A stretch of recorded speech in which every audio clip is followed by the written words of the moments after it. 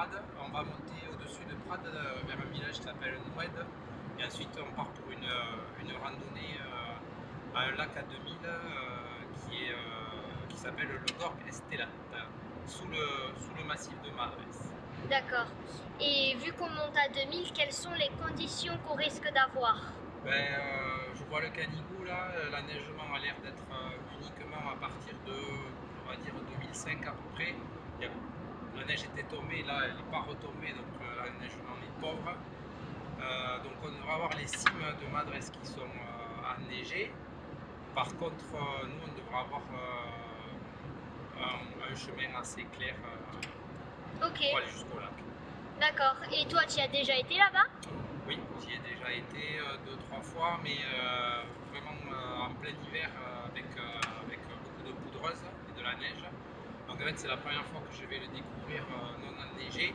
Je sais que c'est un chemin qui est très très riche. On a 1h30 de marche depuis la voiture jusqu'au Gorg, en passant donc par un lac. Il y a des forêts à traverser, c'est très très très riche, donc on va voir, pour l'instant c'est une reprise de contact avec l'endroit avant l'enneigement, et puis il faudra qu'on y revienne pour pouvoir discerner plein de spots où il y a beaucoup de photos à faire. Voilà. Ok, merci pour l'info. Allez.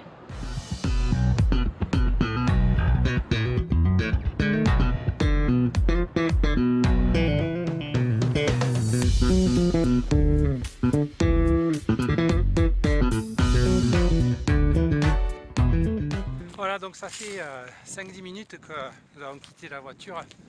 Nous sommes dans la première partie en fait de la montée.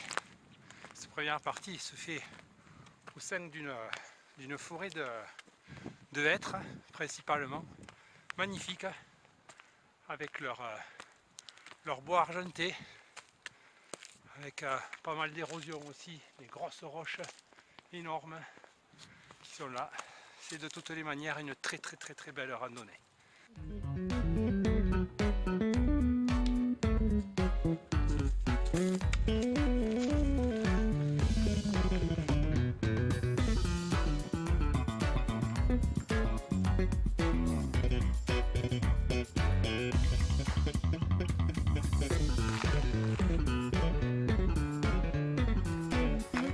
Après la forêt de hêtres qui était un petit peu plus bas et quelques bonnes dizaines de minutes de plus, à présent nous sommes dans une forêt de pins très très accueillante, avec leurs troncs toujours orangés et leurs épines par terre qui donnent beaucoup de chaleur même en ce moment, avec une température plutôt basse. Voilà. Et bien nous voilà arrivés à notre première étape, donc les Stani del Klotz. À notre plus grande surprise, il est glacé. Parce que là, nous nous avons posé sur la glace et nous sommes sur la glace nous aussi, d'ailleurs sur une belle fente. Et donc déjà ça veut dire qu'à peine 1700 mètres,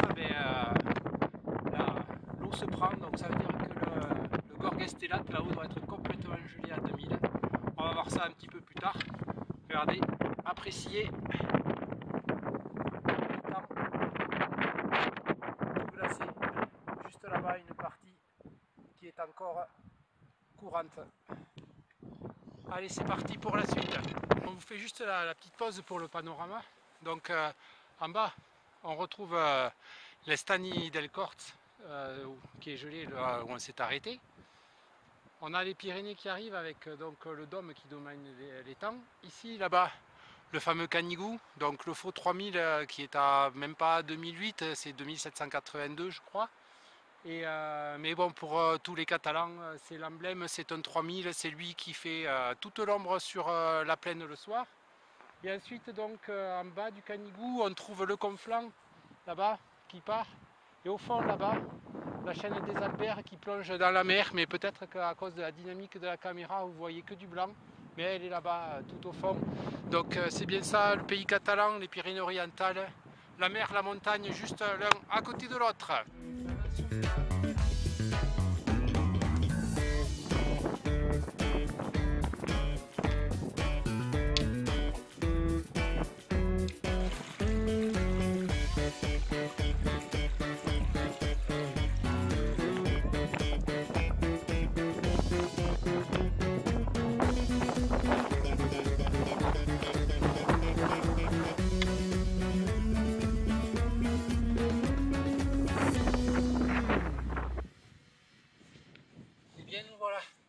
Estelade comme prévu.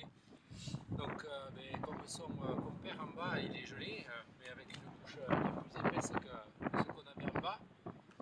La tramontane est là aussi, ça souffle très fort ici dans le cirque et il fait bien froid. On a retrouvé les arbres morts parce que c'est la particularité ici.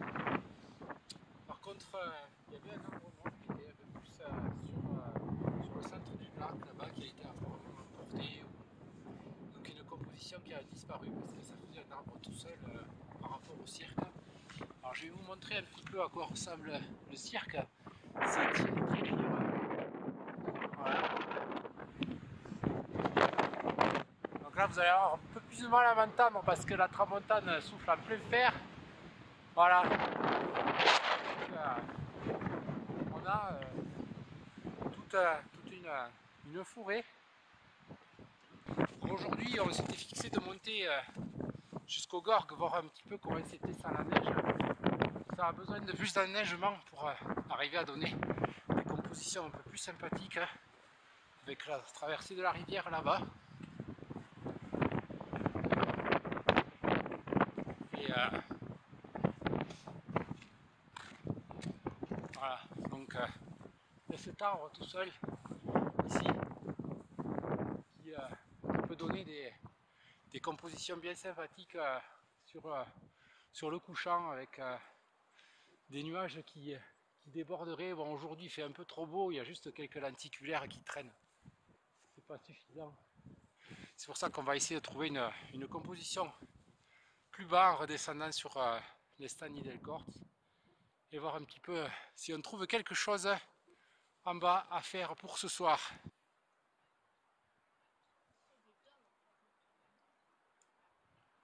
Voilà sur un spot photo potentiel.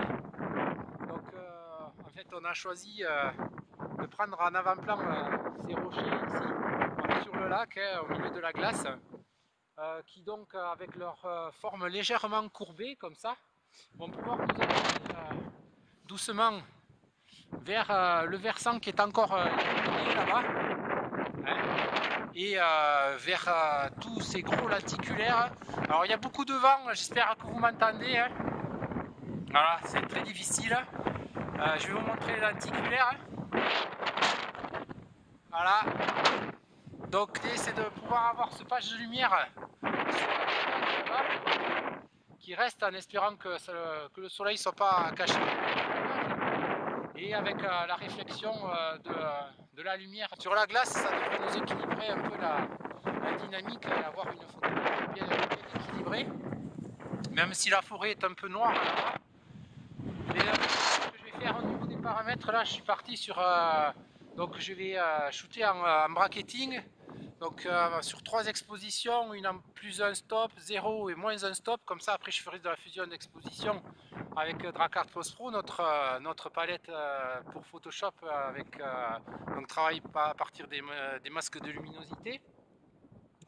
Pour ce qui est des paramètres de l'appareil, donc mon ouverture est à 16 et je suis à 23 mm avec j'ai fait le point sur la tête du deuxième rocher là-bas et je suis au point de bout en bout. Voilà, donc on espère que les Golden Hours là, qui viennent de démarrer vont commencer à nous donner un petit peu de lumière sympa. Là-bas, éclairé encore, vous voyez le Canigou, le dernier qui prendra la lumière ce soir, comme d'habitude, puisque c'est le seul point qui approche les 3000. Voilà, donc en espérant, on croise les doigts que les conditions fonctionnent pour qu'on ait un bout de photo.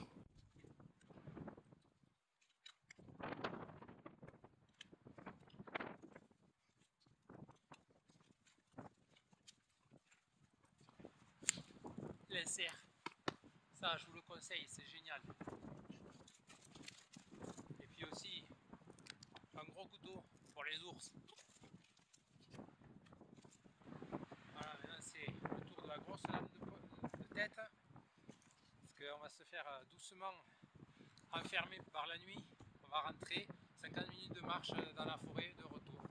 Allez, c'est parti.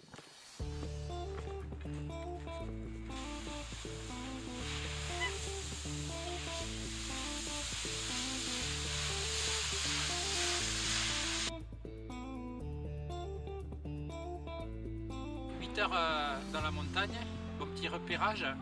Pour l'instant nous on ne sait pas ce que va donner la photo. Ce qui est sûr c'est que j'étais complètement glacé sur ma banquise après 40 minutes dans la tramontane. Donc j'ai abandonné dans les dernières lueurs qui pouvaient se réverbérer sur le mont qui est à l'arrière de l'étang. Les lenticulaires étaient encore dans les tons jaunes et malheureusement quand on a eu fini de plier, qu'on a retraversé l'étang dans l'autre sens, les lenticulaires étaient tout rouges, mais vraiment j'en pouvais plus. Donc on va voir ce qu'on peut faire et puis vous verrez avant nous la photo parce qu'elle va suivre tout de suite maintenant. Allez, sur ce, on vous dit au revoir et à bientôt.